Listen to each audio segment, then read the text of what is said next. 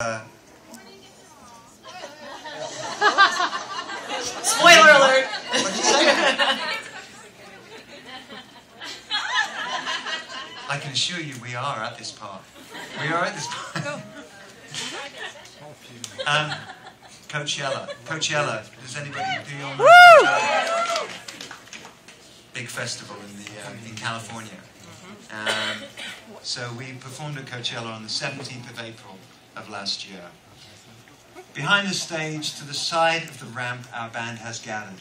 We've stepped off the pair of golf carts that have brought us the half-mile from our dressing room in battery-powered silence. The air is warm and electric blue.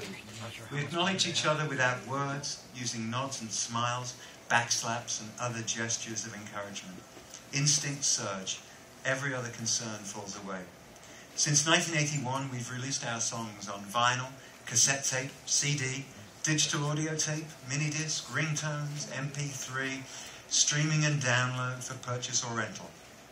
I've long since learned to relax and cease worrying about how the music finds its way to your ears. Just play, just write.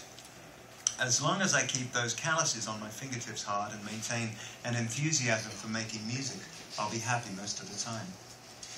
We've come a long way together to get to this holy place, Coachella, and a lot has changed in the last 30 years.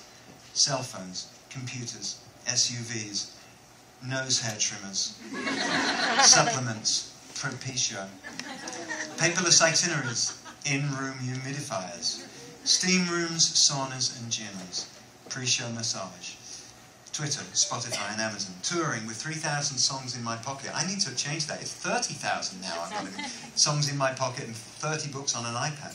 Therapy by Skype. Great coffee everywhere. Another difference is out there, where there are just as many men as women in the audience tonight. At day's end, my job is to be a catalyst for connectivity, to help bring people closer together, men and women, girls and boys.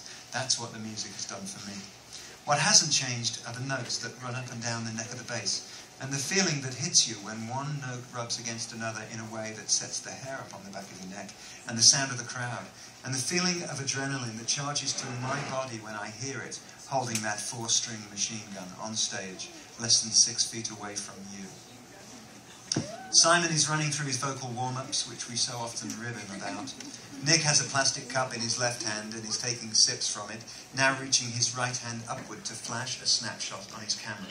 We all fiddle with our in-ear monitors, trying the volume, listening for interference. A photographer from Spin magazine wants to take a picture. We assemble reluctantly, everyone just wanting to get on with the show. It's an outdoor festival, so tour manager Craig will not get to give his usual cue to take the house lights down. Tonight, that is one of God's jobs, and what a job of it he is doing. A glittering bauble of sunlight fights to stay above the horizon. A full moon appears, a late-coming VIP that takes a seat above the lighting gantry at 11 o'clock high. Nature presents for us a better light show than any human could ever have created. A perfect breeze causes my Buddha scarf to flutter. All the signs are good.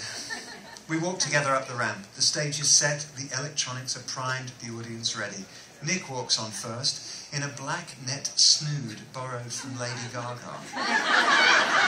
He walks across the stage and onto his riser, puts down his camera and touches the Andromeda synthesizer, from which issues forth a sample of the exact sound he used to begin our first single, Planet Earth, written and recorded over 30 years ago.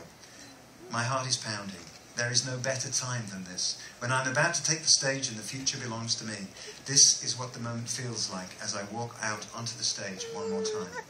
Roger's drums kick in, an 8-bar count and I'm in with him, the galloping groove that started it all for me.